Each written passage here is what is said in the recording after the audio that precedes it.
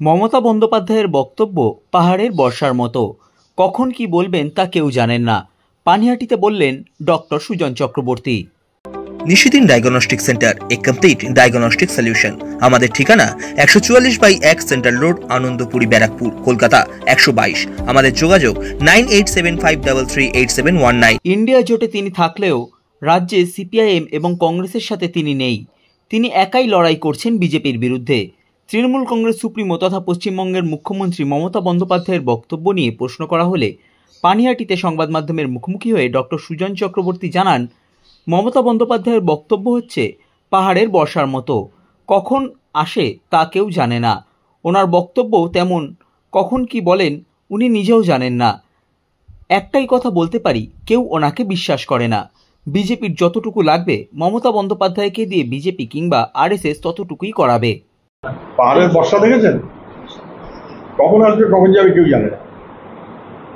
মমতার কথা মনে করছেন? আজকে কি বলবেন, সন্ধ্যেবেলা উল্টে কথা বলবেন কিনা, পরের দিন সেটা একেবারে 180 ডিগ্রি উল্টে আবার পাল্টা ব্যাক করবে কিনা কেউ জানে না। ক্ষমা করবেন, আমি মমতা হয়েছি কখন কি বলেছেন তা নিয়ে কিছু উত্তর দিতে পারি না। শুধু একটাই বলতে পারি, কেউকে বিশ্বাস করে না, কেউকে বিশ্বাস করে না। আমরা যেটা বুঝতাম বাকিরা সব বুঝতে শুরু করেছে, এবং সেই কারণে উনি মাঝে মধ্যে রাষ্ট্রপতি নির্বাচনে বিজেপি প্রার্থীকে যিনি সমর্থন করেছিলেন তার মধ্যে কি মমতা ব্যানার্জি ছিলেন?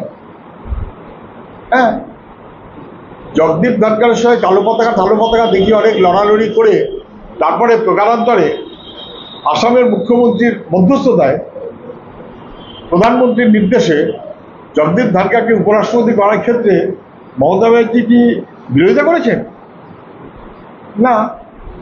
আচ্ছা, মমতা ব্যানার্জি যে গোয়ায় গেছিলেন, লাফিয়ে গেছিলেন, গোয়ায় সরকার করবেন, করে কত কি দেবেন বলে আসলেন, পার্লামেন্ট নির্বাচনে মমতা ব্যানার্জি গোয়ায় আর দেখছেন না। বিধানসভায় দরকার ছিল, বিজেপির হাল খারাপ ছিল, বিজেপির বিরুদ্ধে ভোট ভাঙাও, গোয়ার লোকটাকে নিয়ে এসে পশ্চিমবাংলার রাজ্যসভা মেম্বার করেছিল, ভোট খতম, খেল খতম হয়ে গেছে, বাড়ি চলে গেছে। ফলে বিজেপির যতটুকু লাগবে মমতা ব্যানার্জিকে বিজেপি বা আরএসএস ততটুকু করা।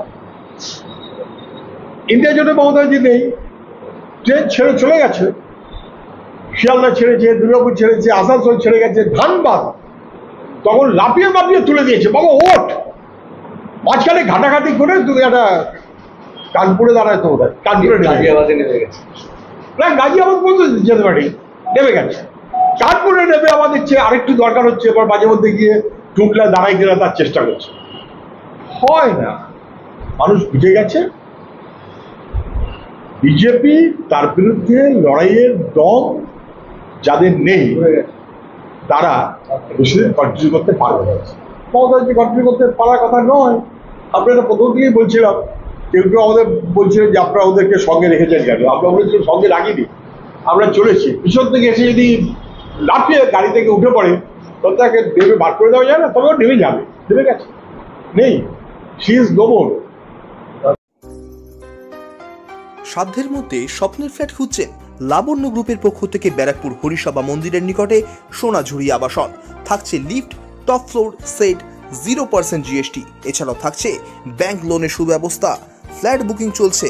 আমাদের যোগাযোগ 7278200456।